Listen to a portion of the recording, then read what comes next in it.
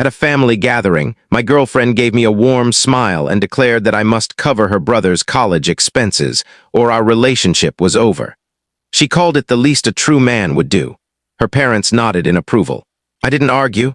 I simply smiled and walked away without a word. 2 weeks later, she discovered where my money had actually gone, and it wasn't to her brother. You can learn a lot about someone from the way they gaze at you when they believe you owe them. It's a look of bold, undeserved certainty, a look that says, "This belongs to me, you're just holding it." That look crossed my path last night. I saw it on the face of the woman I loved and on her parents' faces. In that quiet moment, everything became clear. My name is Liam. I run a bespoke carpentry business, crafting furniture from reclaimed wood. It's a modest but fulfilling life, creating pieces that endure, full of character and resilience. I thought my relationship with my girlfriend, Chloe, was built on the same principles. We'd been together for 4 years, partners in every sense. We kept our finances separate but shared common dreams. I admired her ambition, her determination. I wasn't her provider, I was her equal, or so I believed. Her family was always part of the equation. Her father, Robert, measured his value by his investment portfolio. Her mother, Carol, was convinced her daughter deserved a life of opulence. And her younger brother, Leo, a 19-year-old who treated the world as his personal amusement park, never having worked a day in his life. They were courteous to me, but their politeness always carried a subtle judgment, as if they were perpetually assessing my worth. There's another piece to my story. My life isn't just about me. I have a younger sister, Sarah. A year ago, her husband, my closest friend since childhood, passed away after a grueling battle with cancer. He left her with 2 young children and a staggering pile of medical debt. Sarah is the strongest person I know. She works 2 jobs, never complains, and carries herself with fierce pride. I help quietly, covering a bill here, groceries there. But she resists large gestures, determined to stand on her own. Her struggle is a constant ache in my heart. Last night, we were at Chloe's parents' home for their weekly dinner. The conversation followed its usual pattern, Robert's market insights and Carol's local gossip. After the main course, the trap was sprung. Robert cleared his throat, signaling a serious pronouncement. "Liam," he began, "Leo has been accepted to an elite private university. We're all very proud." I nodded and offered my congratulations to Leo, who barely looked up from his phone. Then Chloe turned to me, her hand resting on my arm, her smile soft but her eyes icy.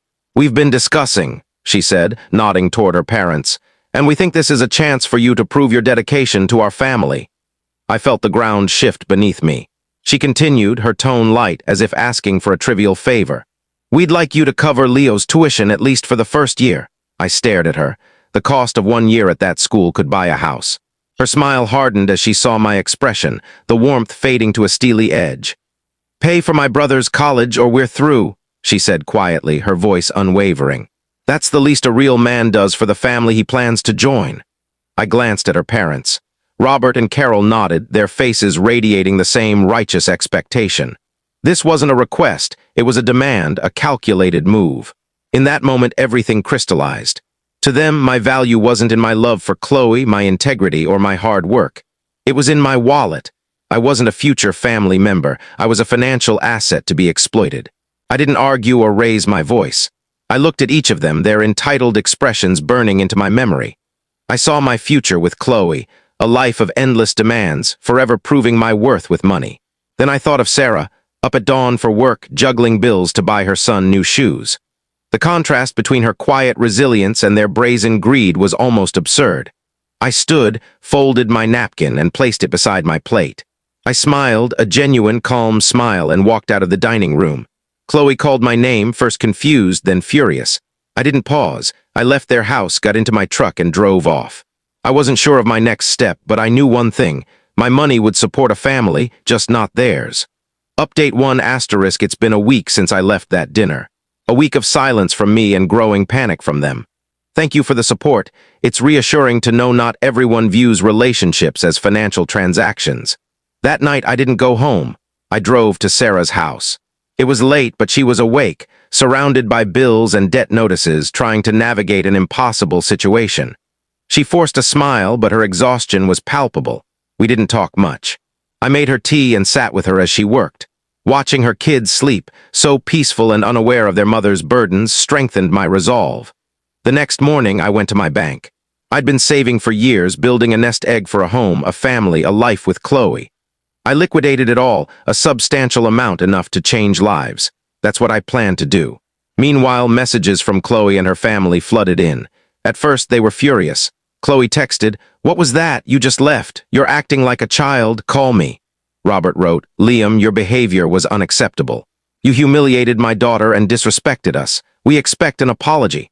I ignored them. I met with my financial advisor and a lawyer to establish a trust for Sarah's children. By day 3, their messages shifted to bargaining. Chloe wrote, "Okay, I understand you were caught off guard. We should have discussed it first, but this is an investment in our future. My parents will respect you for it." Carol added, "Liam, Chloe's devastated. You know how much her brother means to her. A real man supports his family." Their obsession with "a real man" grated on me. They had a costly definition of the term. I kept silent, packed Chloe's belongings from my house, and stored them in my workshop. I changed my security codes. Then I returned to Sarah's. I didn't tell her my plan, only that I needed her to sign papers for a family fund for her kids. She hesitated, wary of handouts, but I framed it as a legal safeguard. She signed. The next day, 2 things happened. A check from the trust cleared the hospital's medical debt from her husband's treatment, and another paid off her entire mortgage. Sarah called me sobbing. "Liam, what did you do?" she kept asking. I told her I'd made an investment in the family that mattered. Her husband would have wanted her free to raise their kids without that burden. For the first time in a year, I heard her laugh, a sound that warmed my heart. That afternoon, I responded to Chloe with a single email, copied to her parents and Leo, titled "A Real Man." It read, "You're right, a real man supports his family, protects them, and secures their future. That's why my savings, which you demanded for Leo's tuition, have paid off my widowed sister's medical debt and mortgage. This is my bare minimum. Our relationship is over. Chloe's belongings will be delivered tomorrow."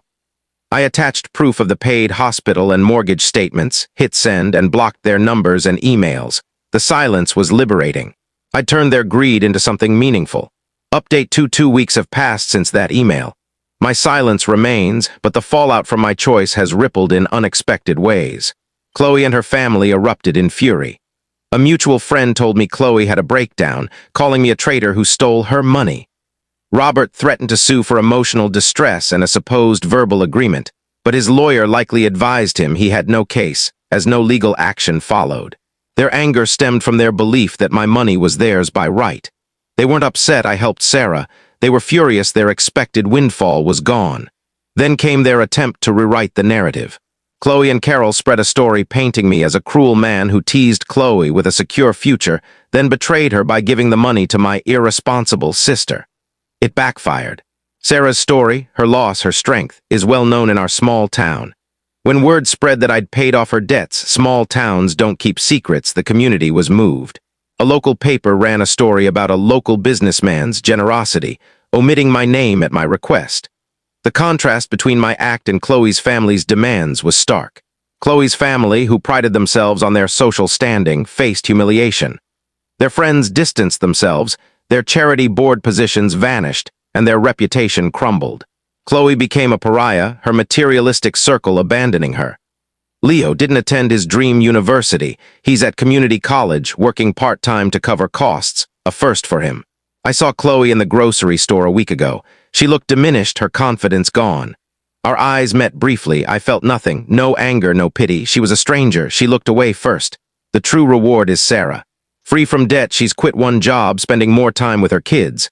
Her smile is back, the exhaustion gone. My choice didn't just clear her debts, it restored her life. That's what a real man does. He builds, protects, and invests in what's genuine, not entitlement or arrogance. My future is with my family, bound by love, not obligation, and it's unshakable. Final update ***, 6 months have passed since I walked away from that dinner. My life is steady, strong, and mine. My business is flourishing, and I spend weekends with Sarah and her kids in a home that's now truly hers. Seeing them secure is my greatest reward. Sarah's thriving. She's even started dating a kind man who loves her and her children. Her happiness is the real triumph. Chloe's family has faded into a self-inflicted tragedy. Robert and Carol, once social pillars, are now recluses, their reputation irreparable. Leo struggles at community college, unprepared for responsibility. Chloe emailed me recently, claiming therapy had shown her the error of her family's ways. She asked for a conversation, not a second chance, to understand her mistakes. I considered it but realized I'm not responsible for her redemption. I deleted the email. The perfect conclusion came last week. A local scholarship fund for children who have lost a parent sent me a thank you letter. An anonymous donation, made in Sarah's late husband's name, will fund a full scholarship annually for 10 years. It was Robert and Carol, desperately trying to salvage their image by aligning with the cause my actions highlighted. I felt no anger, just quiet victory. My choice to walk away didn't just save Sarah and me, it forced a family of takers to give back. They wanted me to meet their bare minimum. Instead, I set a higher standard, and they're scrambling to match it.